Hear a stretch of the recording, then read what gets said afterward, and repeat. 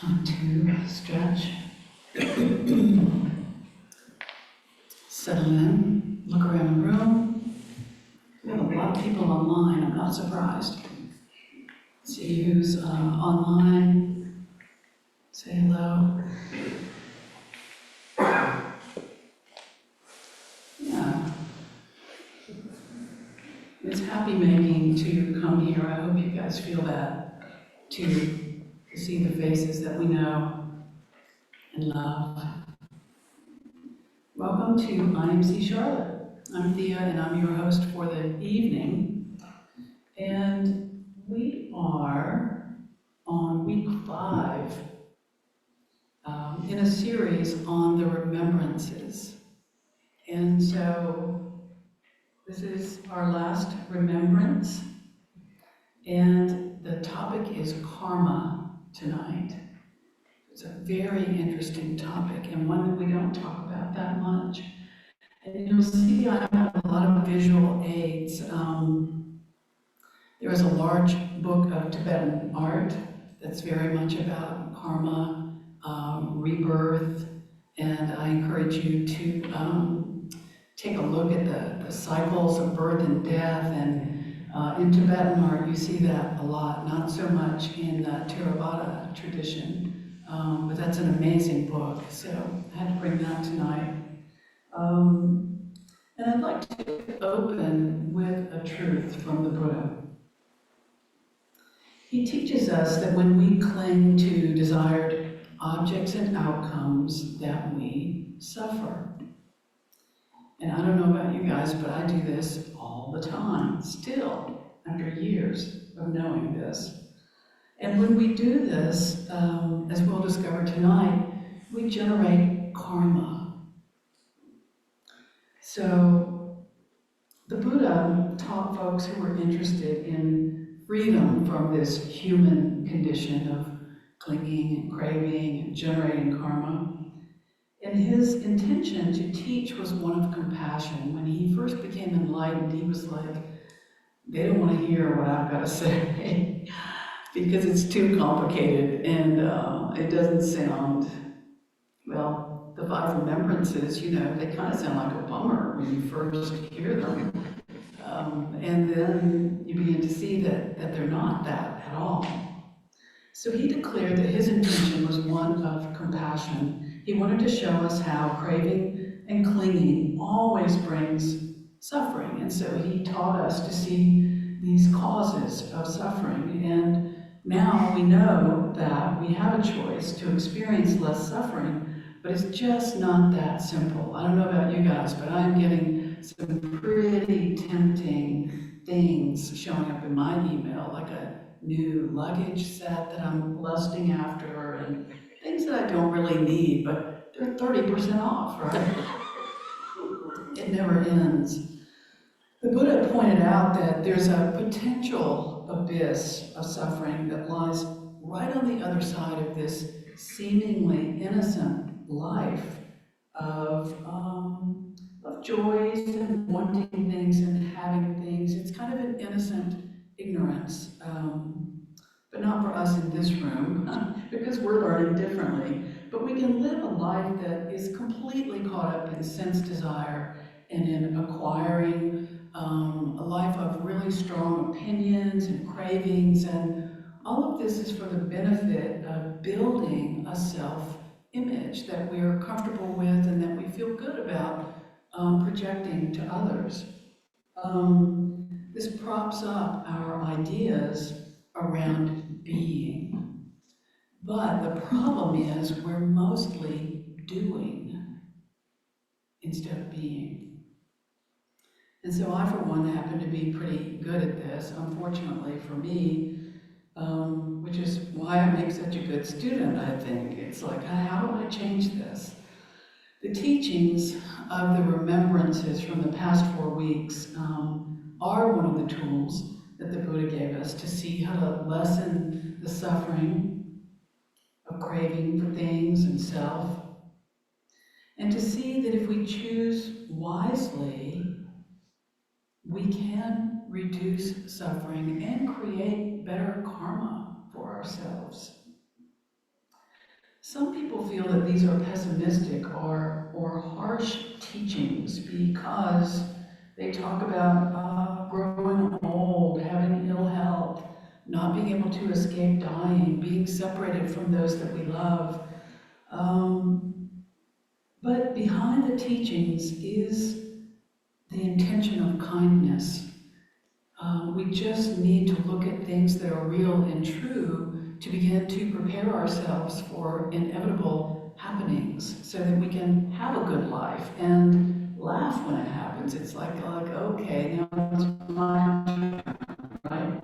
As I get older, I'm finding this of great benefit to have these teachings. So this is a desire for the great teacher, the Buddha, for the students to see clearly the predicament they're in and find and experience the freedom of a clear and luminous mind, not to be fettered by fear of this. Speaking personally, I'd much rather know about this so I can at least make a choice, an informed choice, and maybe gain some agency over my wild mind. So tonight we approach the final remembrance of the five. It is a mysterious and invisible process called karma. As we've repeatedly heard in the room, everyone here continues to age, no matter how much we try to stay young. Everyone here experiences various sorts of illnesses, no matter how hard we work to stay healthy. And at some point, everyone here will have their own experience, their own personal experience of dying. During that time, we'll be separated from things that we love, and all of this is natural, and somehow it's still frightening. These are the things that we don't usually discuss. It's not really polite conversation. We don't even like to think about it, but the Buddha brings them to the forefront as stark truths and tells us to examine them and acknowledge them frequently, and he says daily. Why is that? As we grow familiar and anticipate these occurrences and start to think of them as natural parts of our life, we automatically begin to develop compassion. We realize that this wonderful byproduct of compassion comes from knowing that we're all in the same boat, and the human boat has holes in it. We're all going down. So in the meantime, we work with these remembrances in a committed way, and that gives us the potential to have a sense of urgency about our life. In the teachings, I love this word, it's called samvega. And what samvega does is it really focuses us in on, why is this important? Why do I still have fear around this? Why am I not learning about craving and working with it? These stark realities are reason enough to be so grateful that we are still healthy, that we do have friends and family, that we have this community here and online, particularly as Thanksgiving comes to us. Samvega, or urgency, causes us to prepare mentally, physically, and emotionally as much as possible for the fruition of the choices that we're making now. This is why we want to wish each other well and really mean it. You'll find out about intention next. And to make the very most of our interactions with each other, to be encouraging, to really value each passing moment. In a paradoxical way, the realization of these guaranteed losses and the ability to make choices based on that knowing offers a spark of goodness in our life right now. Difficult truths that seem depressing can quickly surprise us by offering wisdom and steady energy as a return for embracing them.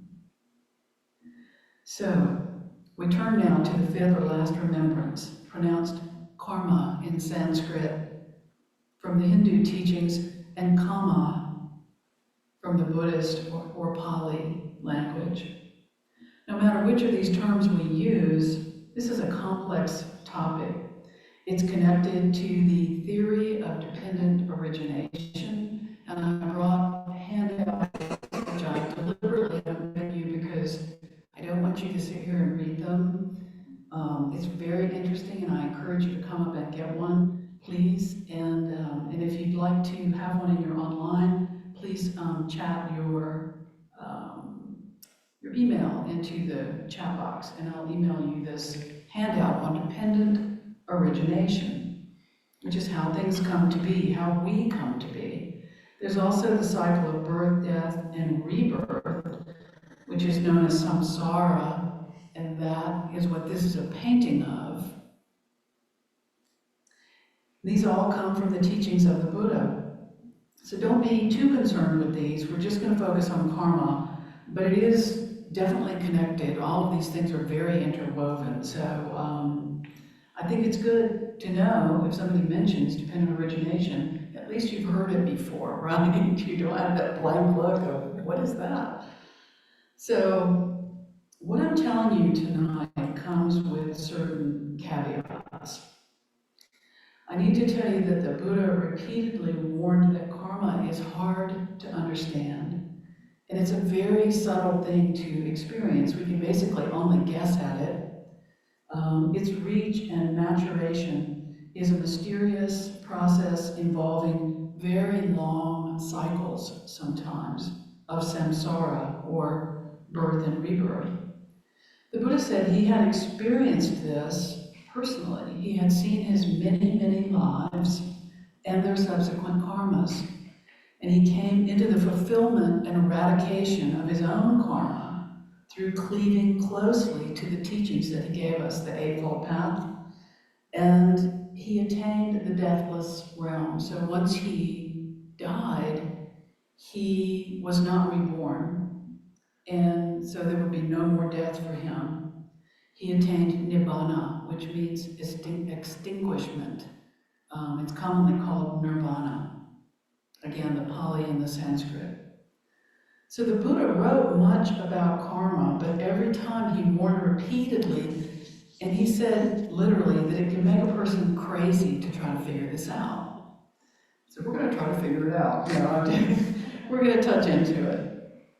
To try to understand your karma is very difficult, much less the karma of other people. But do you ever have that feeling like you're connected to somebody in some way, and that maybe you're working something out with them?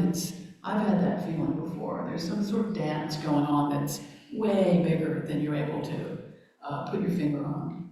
So our karmas in this room are interwoven, and our karmas in the Zoom room are interwoven simply because we react with each other, we speak with each other, we have actions that affect each other.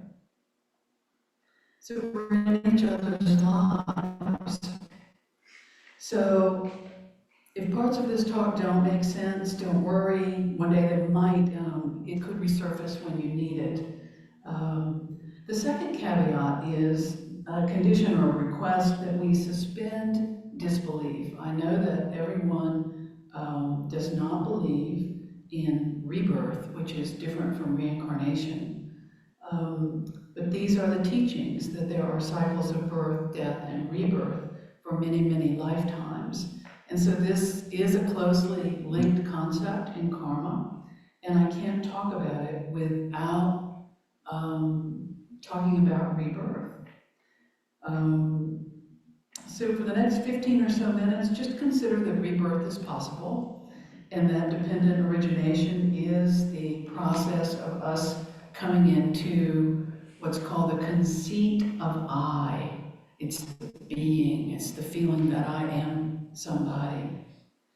And just open your mind and your heart for the teaching, and then of course you can investigate on your own and draw your own conclusion. So that said, tonight we're going to look at the definition of karma, a couple definitions, and some different types of karma that we generate, including the role of intention in karma. And then finally, the results of karma and the potential to alter our karma. So from the Oxford Dictionary, In Hinduism and Buddhism, karma is the sum of a person's actions in this life and in previous states of existence, and these are viewed as deciding the fate of your future existence. In Wikipedia, karma is an ancient Indian concept that refers to an action, a work, or a deed, and its effect or consequences, usually in terms of your death and rebirth, but also in everyday life. In current slang, the definition of karma is thought of as your destiny or your fate, following from some unknown effect or cause. And common aphorisms that we hear are, you reap what you sow, or what goes around comes around. So these are karmic sayings. I want to show you this visual, also a Tibetan visual. You may have seen this, and I've always liked this. It's called the endless knot. And this is actually a symbol for karma, of how we're woven together, how it never seems to end. And so you'll see this a lot in jewelry. And it's nice to know that that's a symbol of karma. So I'd like for you to take to heart that karma is not some sort of cosmic revenge, because I think it sort of has a reputation for that.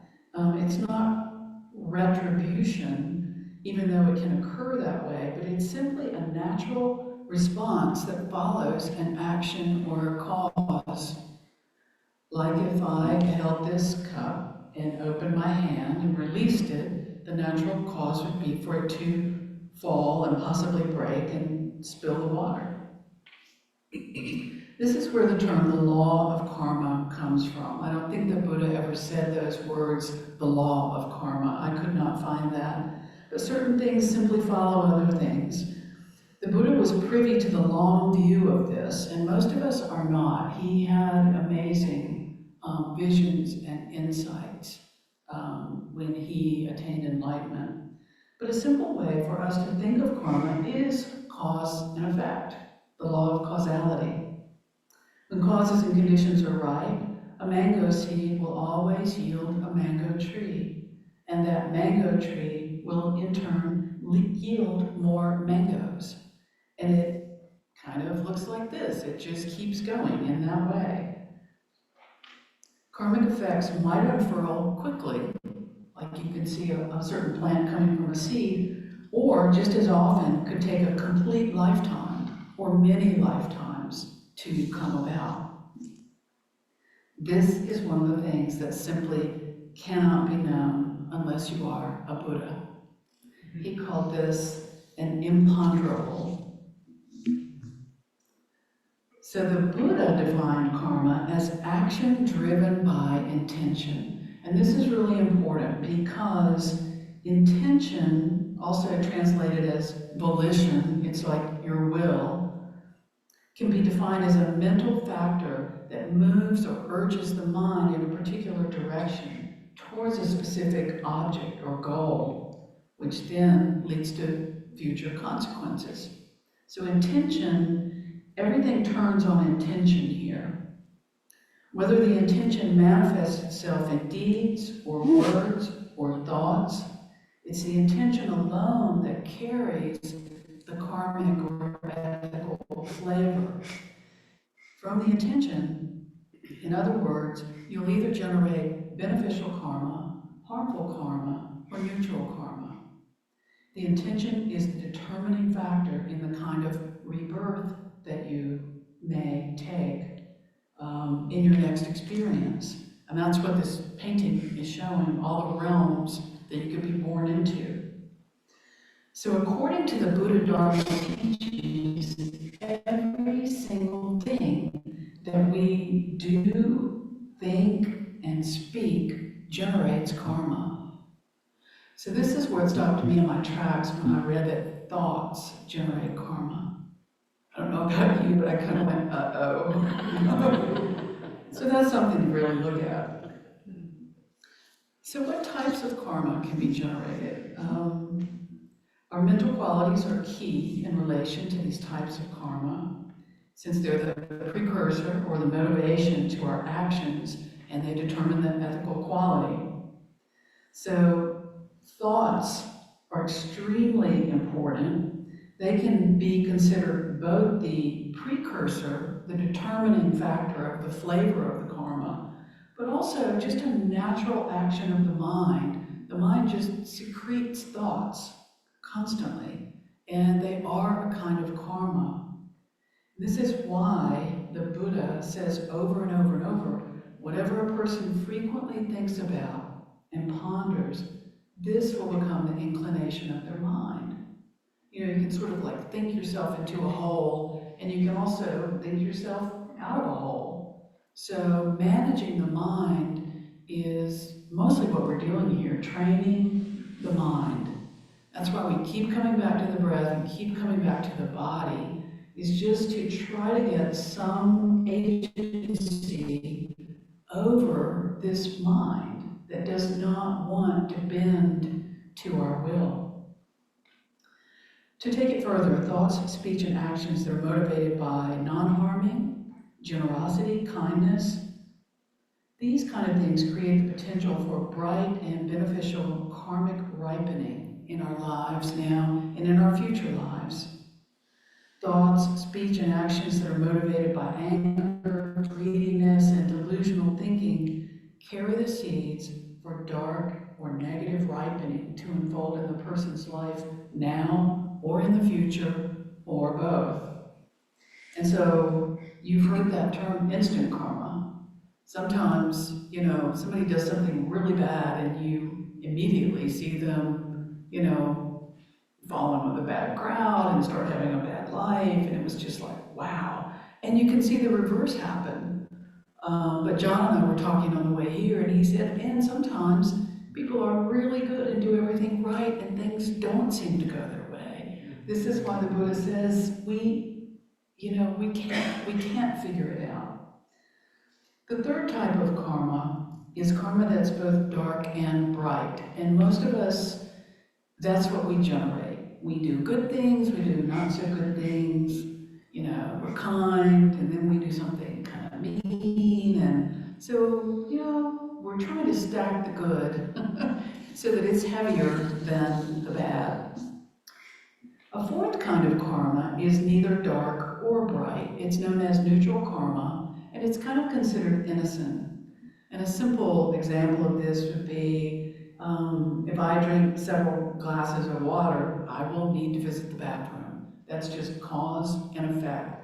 That if we walk from point A to point B, we find ourselves at point B. The intentions are neutral and the consequences are neutral. Those are just really just unfoldings with not much consequence. The Buddha said these are the four kinds of karma proclaimed by me after realization myself. I have direct knowledge. So I guess he experienced all of those and saw all of those in his lives. The first three categories of bright and dark, and both bright and dark, carry many degrees of consequence, and they're all connected directly to the intention that is paired with them. Has someone ever done something kind for you, but you just felt like they were just doing it because they had to, or they were trying to score points with you, or because somebody was watching? Have you ever had that experience? Like it didn't feel sincere? So that's, the intention carries the weight there. So the intention will kind of cancel out the good deed. This is another reason that ethical behavior is where we focus a lot of the time in the training. We stress it in the teachings. We want skillful views while wise actions, and we want to encourage the practice of renunciation for harming self and others in order to create beneficial outcomes for everybody involved. Because our karma gets on other people, it affects other people. Because our karma is basically our actions.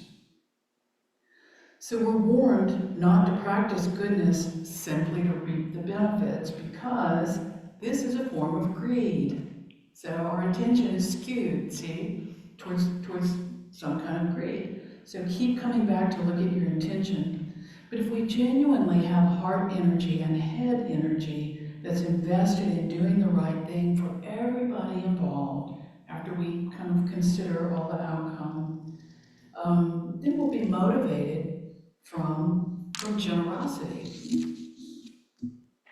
Some direct results of this kind of practice can be experienced easily after just a short time of dedicated practice. This is what's meant by the aphorism, virtue is its own reward. We're often happier, healthier, and more at ease because we just don't have that much to be worried about when we're practicing in this way. We're not telling a lot of lies. We're not having to remember what we said to that person. We're not worried about something coming back to bite us, the money we didn't pay back, or anything like that. We just don't have that much to worry about. So lastly, the results of karma. They are threefold, the Buddha calling them light, dark, and neutral. We generate karma of all three kinds every minute of every day, and it only ceases by ceasing sense contact. So we have the six senses, because the Buddhists include the mind along with taste, touch, smell, sight, and hearing. And so really, karma doesn't cease until we either achieve nibbana or die. So we're going to be generating karma up until we take our last breath. But it's taught that the present life is conditioned by past karma. My understanding of this is it's also possible that we can change results for the better or worse according to the quality of our intentions and our actions. The Buddha said, bhikkhus, those are the students and the monks, beings are the owners of their karma, the heirs of their karma. Karma is their origin, their relative, and their resort.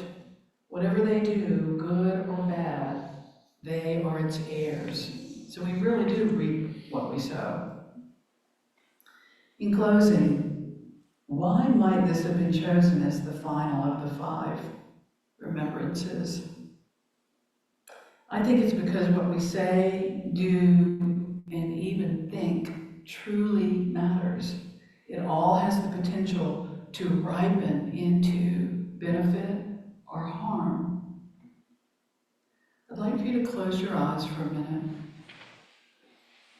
Imagine that you're lying on your bed and you have experienced many years of old age, and you've lost most of what matters to you, and you are nearing your own death. What might you be reflecting on? What memories of actions, words, whether you created goodwill, what kind of legacy of things that matter? Strong relationships, maybe you made art, maybe you worked for social justice, raised great kids, worked on your ethical behavior, or might you be leaving a snail trail, things you don't feel so good about, unresolved conflicts, undelivered communications, probably some of both. How might this feel as we near our last breath? The energetic karmic thread is believed to be the only thing we take with us, whether we want to or not.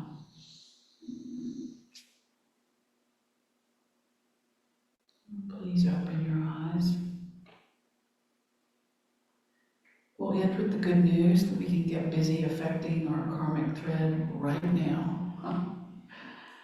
This teaching is something to think about every day. The Buddha said, I don't see even one other thing that when untamed leads to such great harm as the mind. And I do not see even one other thing that leads to such great good as a tamed and restrained mind. No other thing leads to such great good as the trained mind. May it be so. Thank you for listening tonight to the talk on karma.